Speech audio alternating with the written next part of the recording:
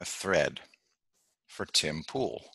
In response to Tim's video, President Trump meets with the governor of New Jersey, from Carlos Osuita at @COsuita on Twitter. See, Donald Trump outwitted the press, as always. They stopped covering his press conferences, so he switched to roundtable meetings, meetings with governors, and signing ceremonies. Jim Acosta did a brilliant job of leading with his chin.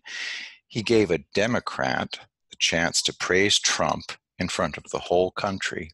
And Dr. Birx was there as she was at the ceremony in which Trump declared Older Americans Month. So the bombastic potty mouth wins again. And another point. You finally said why you don't like Trump's policy on the Middle East. He fired Tomahawk cruise missiles at Shayrat Air Base in Syria, and he sells weapons to Saudi Arabia. For some reason, you said the missile attack killed children? There are no children living at Shayrat Air Base. It's a military base, closed off to the general public. There's no evidence that anybody died. We destroyed Sukhoi Su-22 aircraft that drop chemical munitions. Since the missile attack, the Syrians have had to use chemical artillery rounds. Guess what happens to the self-propelled guns that fire these rounds? They're instantly destroyed by anti-tank guided missiles. And the Tomahawk missile attack took out the support infrastructure for the Su-22 aircraft. They were parked in hardened shelters. Now we're going to go ahead and share our screen and show you what we're talking about. Every destroyed shelter had a tiny little hole in the roof. You see? Right there. The BGM-109 Tomahawk land missile has a high explosive warhead not used to penetrate hardened shelters. See? The insides of the shelter had massive fragmentation scarring on the walls. That's what fragmentation scarring looks like. Only one weapon in the world has the signature of a tiny hole and massive horizontal fragmentation: the GBU-39 small diameter bomb. And there it is. Here's one in action in a test.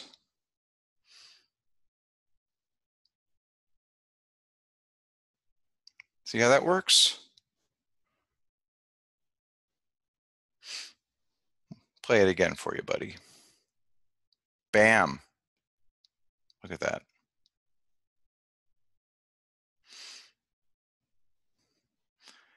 They're dropped by aircraft. Guess who did that? Your archvillains, the Saudis. The main reason they buy our weapons is to give them for free to people fighting tyranny.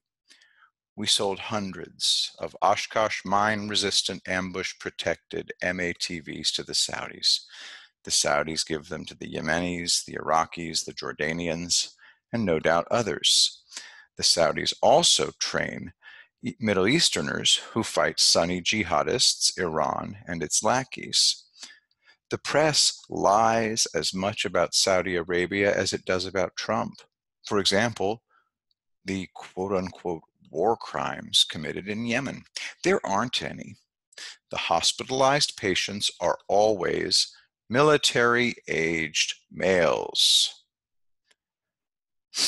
The women are never injured, and the starving babies always have well-fed mothers. To be charitable, I'll give the Yemenis the benefit of the doubt and point out that 20% of all Yemeni children have intestinal parasites that mimic starvation.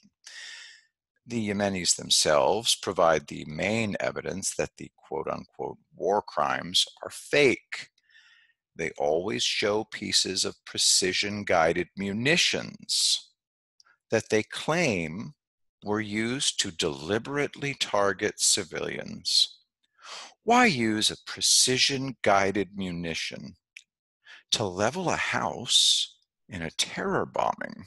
If the goal is to terrorize, why not use a dumb bomb that has a 95% chance of hitting the target? And the target is never a freestanding house. It's connected to others. Why not level 3 houses if the goal is to terrorize? Precision-guided munitions cost 10 times as much as their dumb counterparts. The Iran-backed Houthis deliberately fire ballistic missiles at Saudi civilian targets. Why don't the Saudis respond in kind? Or are you arguing that the Saudis commit precision atrocities? Come on. All information coming out of Yemen is provided by the Houthis. The only thing I can do is evaluate photos and video. They show zero evidence of war crimes. I'm sure you don't know this. The Houthis have risen up 4 times since 1994. Virtually all the physical damage you see was caused in those previous wars. In 2009, the Houthis attacked Saudi Arabia, so the Saudis invaded. It was self-defense. I'm sure you don't know about the Saudi border guard.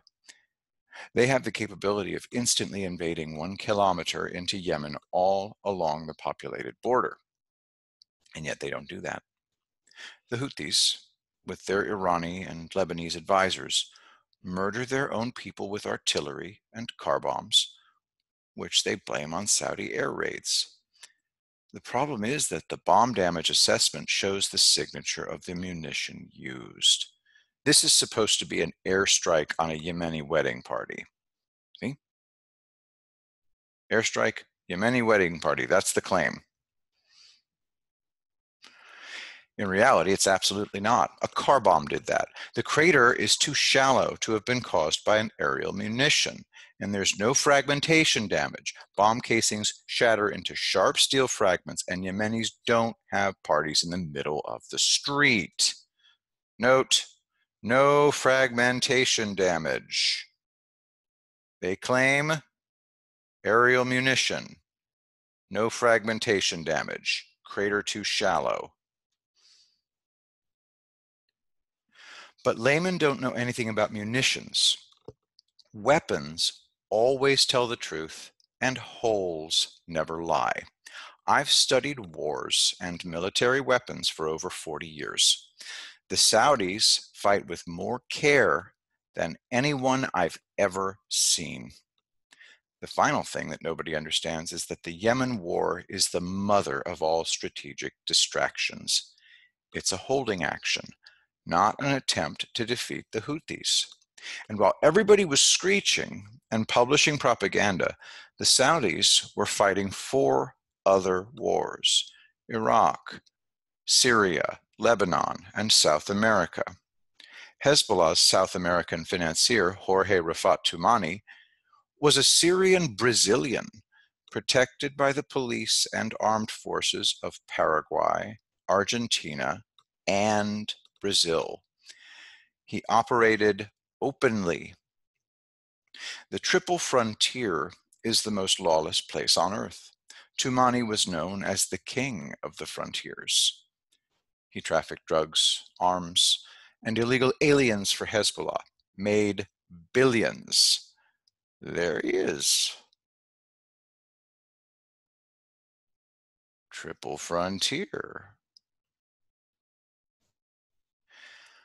A Paraguayan tried to assassinate Rafat Toumani. He drove a van that broke down, so he abandoned it, leaving behind his machine gun and notes that identified him. Rafat Toumani was so pissed off that he did something he'd never done before. He took 47 armed bodyguards in a convoy of 7 vehicles and went into Paraguay to find the would-be assassin. And guess what happened? Rafat Toumani was ambushed and killed along with all of his bodyguards. It was caught on film. Let's check it out, shall we?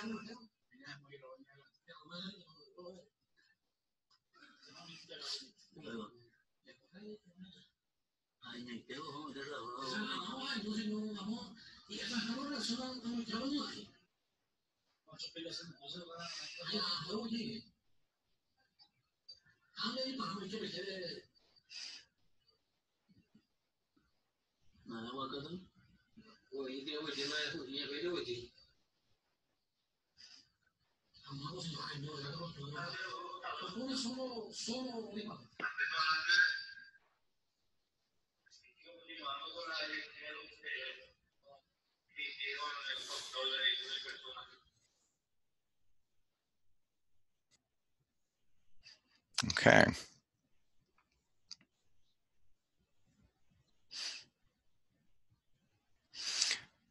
The official story is that a rival gang in this white car used a .50 caliber machine gun.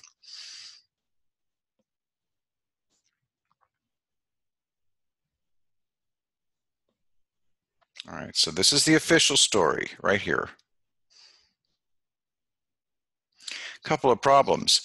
The gunman used high explosive, incendiary, armor-piercing ammunition.